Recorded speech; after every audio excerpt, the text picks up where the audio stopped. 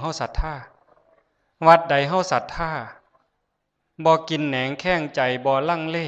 คือเฮาเชื่อเพิ่นเฮามั่นใจเพิ่นว่าเพิ่นดีเพิ่นงามวัดนี่มีขอวัดปฏิบัติดีนี่ยังเฮาสิไปถวายวัดป่าบูรพารามเฮาก็ศรัทธาวัดนี่ล่ะมั่นใจเพิ่นบ่กินแหนงแข้งใจบ่ลังเลบุญโยมก็หลายโลดแต่ขันเฮ็ดไปนำโอ้ยบ่เชื่อไปคักปานใดน้อแม่นปานใดน้อคันเฮามีความลังเลจังสิปรับบุญสิถูกบั่นทอนทันทีเลยเพราะว่าใจเฮาบ่เต็ม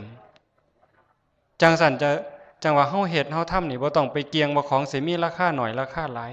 ให้ศรัทธาให้ใจเฮาเต็มก็แล้วกันนัตถิจิตตังประสันนามิอปการนามทักขินาเมื่อจิตเลื่อมใสแล้วบุญนั้นจะชื่อว่าน้อยนั้นไม่มีพ่อใหญ่แม่ใหญ่ญาติโยมทั้งหลายมีความศรัทธาโยมพ่อใหญ่บุญ